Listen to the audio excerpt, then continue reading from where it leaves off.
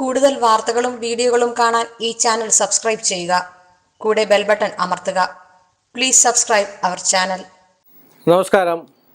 എല്ലാ മാന്യ ജ്യോതിഷ പ്രേമികൾക്കും ജ്യോതിഷ വിശ്വാസികൾക്കും എന്നെ സ്നേഹിക്കുന്നവർക്കും ഇഷ്ടപ്പെടുന്നവർക്കും എല്ലാം ഈ എളിയ മനുഷ്യൻ്റെ എളിയ എപ്പിസോഡിലേക്ക് സ്വാഗതം. ഒരുപാട് കമൻറ്റുകൾ വന്നിരിക്കും. വിളക്ക് കത്തിക്കുന്നതിനെക്കുറിച്ച് ഒരുപാട് എത്ര നേരം വിളക്ക് കത്തിയിരിക്കണം, എത്ര നേരം കത്തിച്ചു വെക്കണം,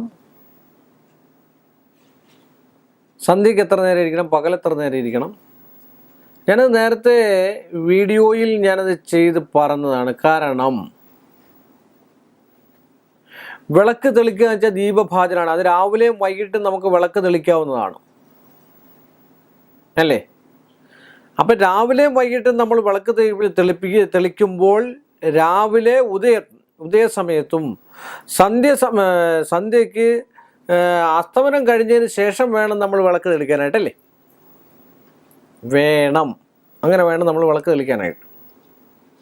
അത് 2 തിരിയിട്ട് എള്ളെണ്ണ ഒഴിച്ച് വേണം വിളക്ക് തെളിക്കാനായിട്ട്. അതൊരു 24 മിനിറ്റ്, 1 നാഴികയോ 1.5 നാഴികയോ വരെ വിളക്കിരിക്കണം. പിന്നെ എത്ര നേരം വേണേലിരിക്കുക. എത്ര നേരം എന്ന് പറഞ്ഞാൽ അങ്ങ് അർദ്ധരാത്രി വരെയോ അല്ലെങ്കിൽ നട്ടുച്ച വരെയോ അല്ല.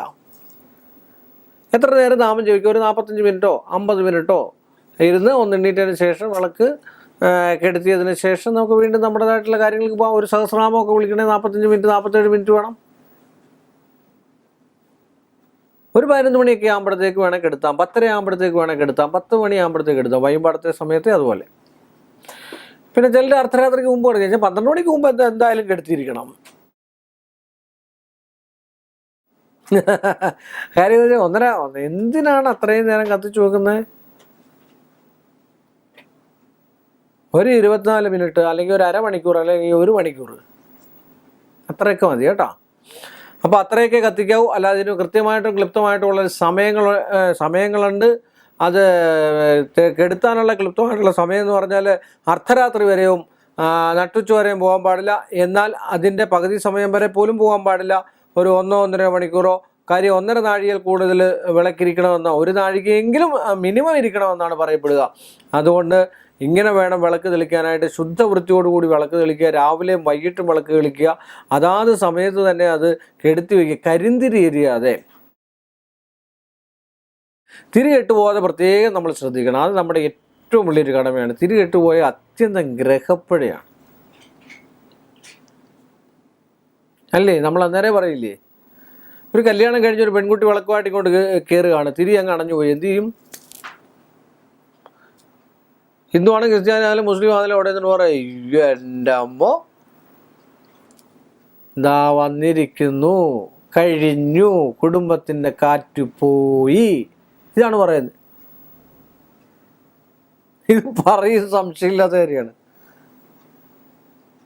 പെങ്കച്ചിനോ അതിലും വലിയ ഇതായിരിക്കും. എൻ്റെ ദൈവമേ, ഞാൻ വലത്തേക്കാല് വെച്ച് കയറി, വിളക്ക് അണഞ്ഞു പോയി, ഈ കുടുംബം ഇന്ന് നശിച്ചു പോയി കഴിഞ്ഞാൽ ഇനി എൻ്റെ തലമണ്ടയിലിരിക്കുമല്ലോ എന്നുള്ളത്. അത് ഉടനെ വിളിക്കുക അതിൻ്റെ അച്ഛനെയും അമ്മയും. സ്ത്രീകൾക്കൊരു കാര്യമുണ്ടല്ലോ, എന്തുകൊണ്ടെങ്കിലും ഉടനെ വിളിക്കുക അവരുടെ അച്ഛനെയും അമ്മയും. ഇല്ലേ? ചില സ്ത്രീകൾ സ്ഥിരമുള്ള, കാരണം അടങ്ങി ഒതുങ്ങി നിന്ന് ജീവിക്കാൻ അറിയാവുന്ന സ്ത്രീക്ക്, ഭർത്താവ് എൻ്റെ ആണെന്ന് തോന്നുന്ന സ്ത്രീക്ക്, ഭർത്താവിനോട് കൂടി ജീവിക്കേണ്ടതാണെന്ന് തോന്നുന്ന സ്ത്രീക്ക് ഒരച്ഛനെ അമ്മയും വിളിക്കത്തില്ല. അതിൻ്റെ ആവശ്യവും വരത്തില്ല. അവർ തമ്മിലാണ് ജീവിക്കുന്നത്. അവർക്ക് നിയന്ത്രിച്ചു പോകാൻ കഴിവുണ്ടെങ്കിൽ, ഇത് കല്യാണം കഴിക്കാനുള്ള ആൾക്കാരോടെ കേൾക്കാനാ, നിയന്ത്രിച്ചു പോകാൻ കഴിവുണ്ടെങ്കിൽ ഉള്ള കീറ്റും കുറുമ്പും എല്ലാം കൂടെ അച്ഛനെ അമ്മയും വിളിച്ച് പറയാതിരിക്കുക. 2 കൂട്ടരും, സ്ത്രീ തന്നെയല്ല പുരുഷനും.